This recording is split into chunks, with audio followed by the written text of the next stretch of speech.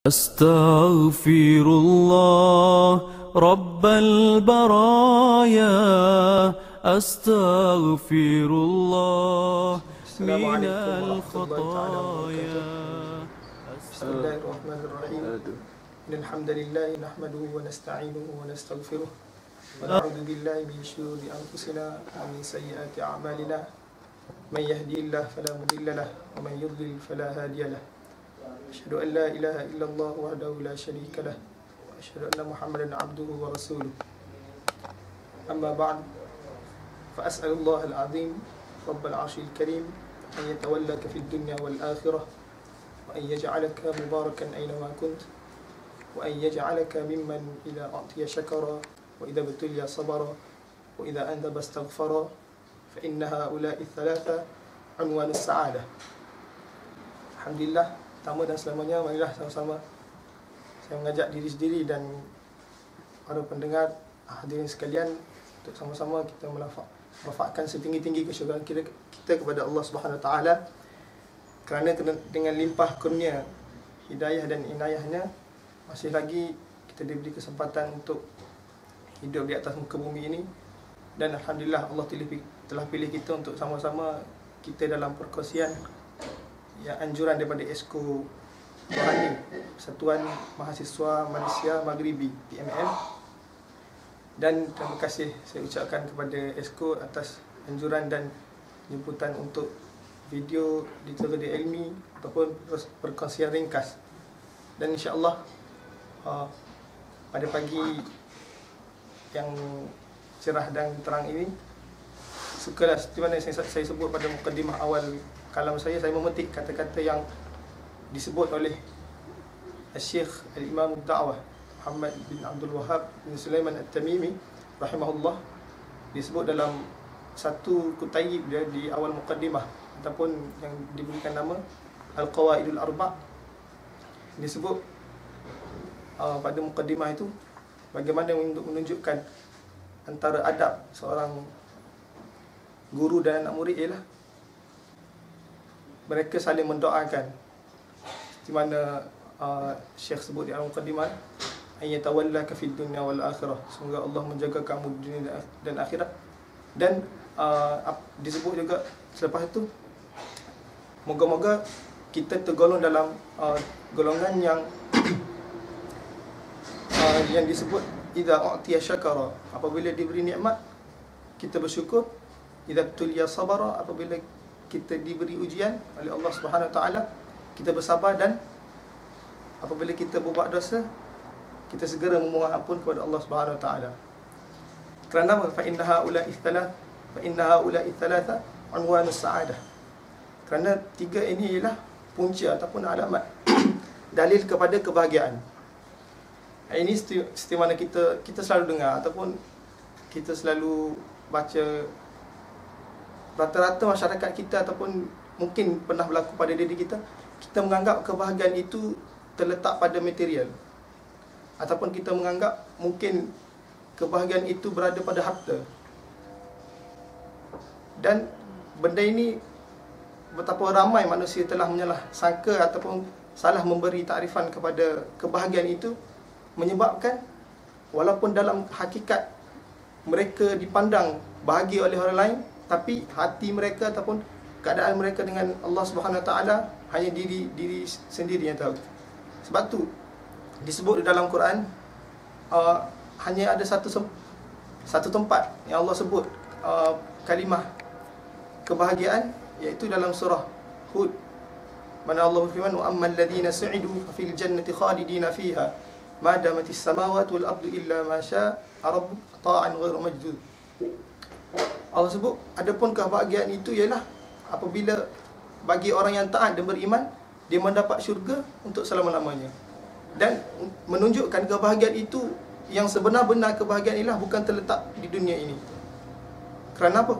Kerana dunia yang sementara ini mungkin manusia boleh mencapai kebahagiaan, tapi itu belum tentu mereka mendapat kebahagiaan yang berpanjangan, iaitu di syurga Allah Subhanahu Wa Taala. Jadi begitu juga untuk kesian saya mungkin sikit untuk pagi ini ialah saya nak sebut di antara punca orang untuk mendapatkan kebahagiaan ialah apabila kita berbuat dosa ataupun kita melakukan maksiat, kita tersalah ni, kita segera untuk bertaubat. Ataupun dengan kata lain pun kita segera beristighfar. Bahkan diriwayatkan banyak cerita ataupun dalam Quran sendiri, dalam hadis sendiri banyak tentang kelebihan orang beristighfar, bertaubat. Jadi secara ringkasnya istighfar ni ialah memohon ampun, ataupun istighfar dia masdar kepada istaghfara yastaghfiru, fi'il sulasi yang mazid dengan 3 huruf, yang bermaksud satu permintaan, talab minal maghfirah, maksudnya kita minta dengan Allah, astaghfirullahal azim, aku memohon ampun daripada Allah Subhanahu Wa Taala. Jadi menarik satu kisah yang anda ingin kongsikan, yang diriwayatkan oleh Al-Imam Qurtubi dalam tafsir dia dan lain-lain. Cerita ni sangat masyhur, sangat masyhur. Bagaimana ada beberapa orang lelaki, dia pergi mengadu kepada Hasan al-Basri. Jadi dia sebut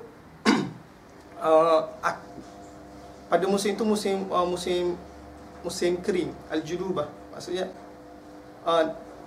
ditanyakan Hasan al-Basri, bagaimana dengan musim kering ini? Dia nak minta supaya tanaman dia okey, supaya boleh bercocok tanam, dapat rezeki apa semualah. Jadi orang pertama datang dia sebut, Imam Basri pun sebut istaghfirillah, istighfarlah kepada Allah disebut. Lepas tu datang orang lain pula, dia mengadu kepada Hasan Basri disebut, dia mengadu tentang kefakiran dia. Dan jawapan yang sama yang diberikan oleh Hasan Basri ialah istaghfirillah, beristighfarlah kepada Allah. Dan datang rajulun ataupun lelaki yang ketiga, disebut udu Allah ay yarzuqani waladan, berdoalah kepada Allah supaya dikurniakan Allah kurniakan kepada aku anak. Dan jawapan yang diberikan masih sama, iaitu Hasan Basri disebut beristighfar kepada Allah. Jadi mereka pun pelik bagaimana tersilap ada dia di riwayat lain sebut, datang lagi orang yang terakhir disebut tentang tanaman mereka, tanaman dia kering disebabkan musim kering masa tu, musim kemarau. Jadi jawapan yang sama juga Hasan Basri sebut istaghfirillah, memohon ampunlah kepada Allah, mohonlah ampun kepada Allah. Jadi apabila mereka ni siap perbualan tu, mereka pun tanya kepada Hasan Basri, bagaimana kamu boleh cakap benda ni?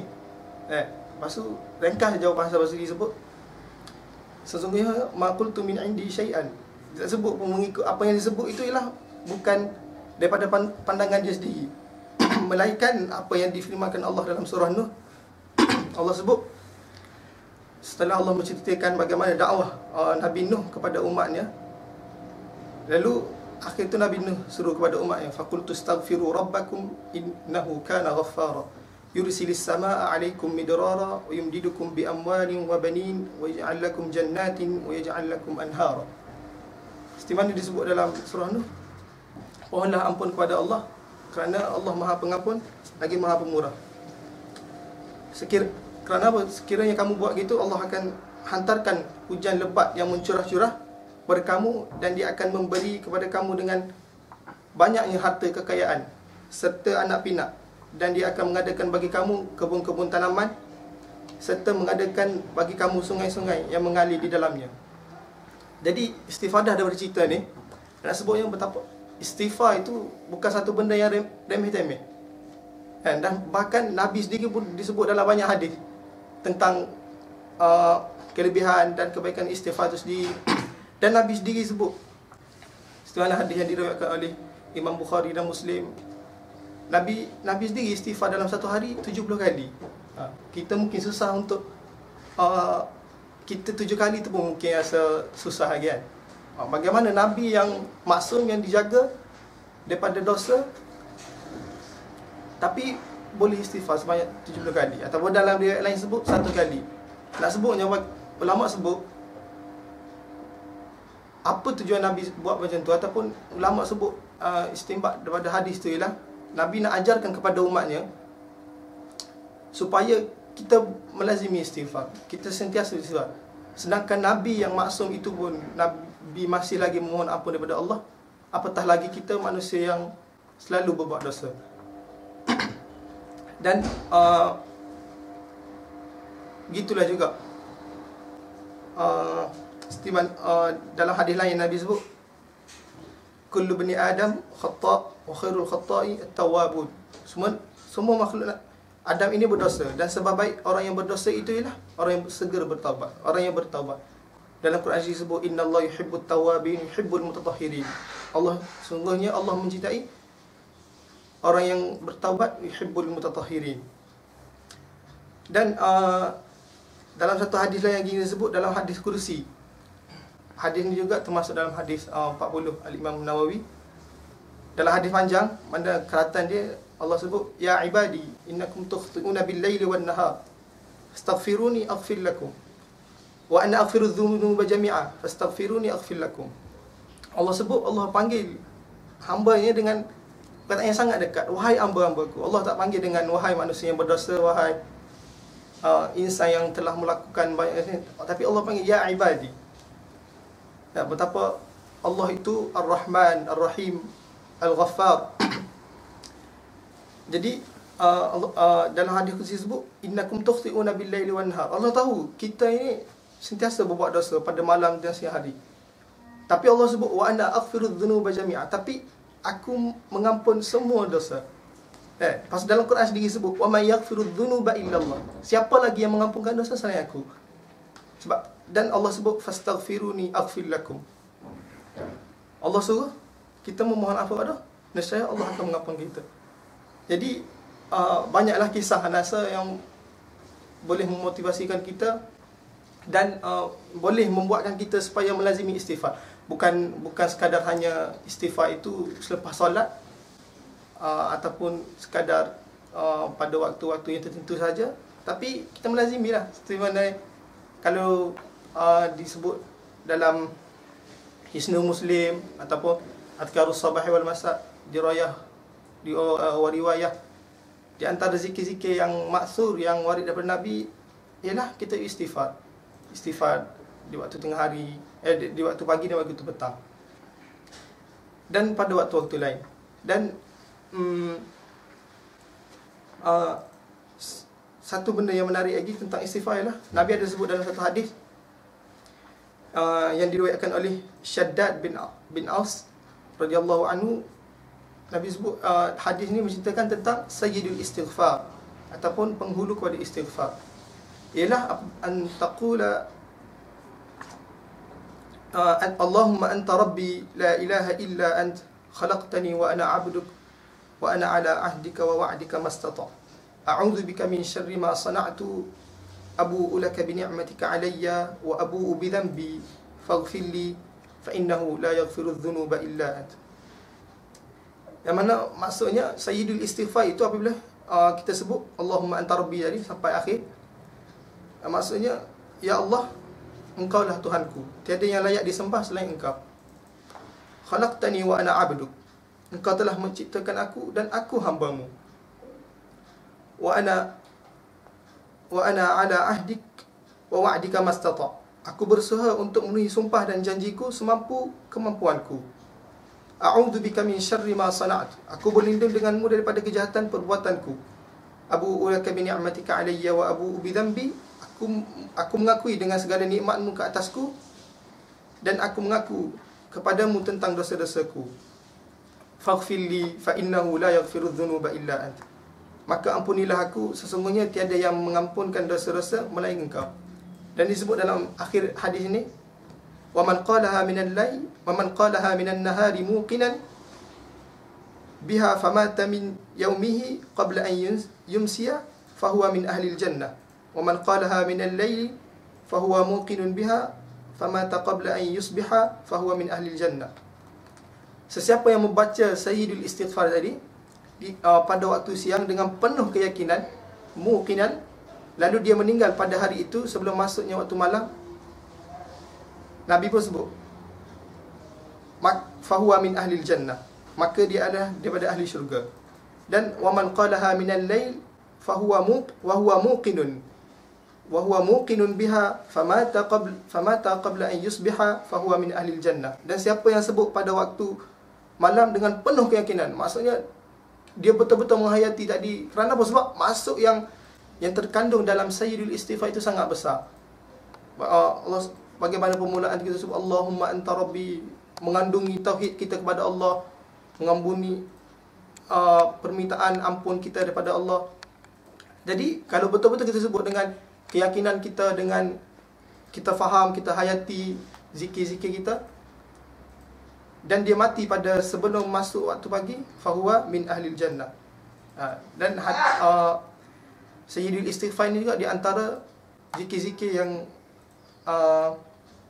boleh kita lazimi pada waktu pagi dan pada waktu petang, ataupun disebut sebagai azkarus sabah wal masa, zikir-zikir yang ada pada waktu pagi dan petang. Dan sayyidul istighfar tadi banyaklah diriwayat dalam hadis, dan seperti mana yang hadis diriwayatkan daripada Syaddad bin Aus itu diriwayatkan dari Imam Bukhari, disebut dalam Sahih Bukhari dia dalam kitab Ad-Da'wah. Jadi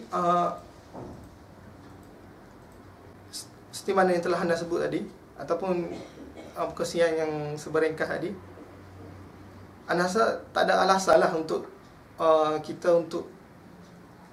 kita tidak melazimi istighfar. Ataupun secara istighfar ni sebenarnya secara khususnya, dia secara amnya dia lebih dia sama dengan taubat. Sebab apa? Sebab kita menyesal dengan satu perbuatan kita maksiat itu, tapi khususnya ialah kita memohon ampun kepada Allah. Sebab tu dia punya kelebihan sangat-sangat besar lah. Dan banyaklah lagi cerita. Kalau nak cerita, ada cerita yang masyhur, tapi walaupun riwayatnya pun tidak kuat, cerita masyhur seperti mana cerita Imam Ahmad dengan orang berbuat roti ataupun khabbas. Dan kelebihan lain lah daripada apa yang dinukilkan daripada salafus salih. Tapi anda rasa cukup sekadar itulah, sekadar yang apa yang disebutkan oleh Allah dalam Quran, dan diceritakan Nabi melalui hadis dia.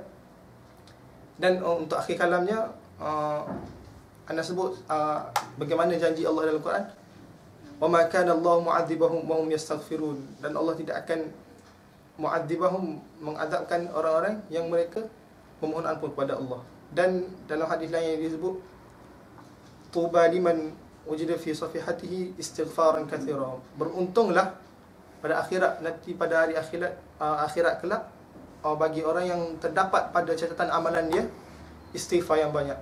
Jadi aqulu qouli hadza wa astaghfirullahal azim li wa lakum. Mohon maaf atas segala salah silap, dan jika ada salah dan silap ataupun apa-apa yang perlu diperbaiki, boleh tegur. Dan segala perhatian berat itu amat saya ucapkan terima kasih, dan jazakumullah khairan katsira. Wa akhiru da'wahum alhamdulillahi rabbil alamin.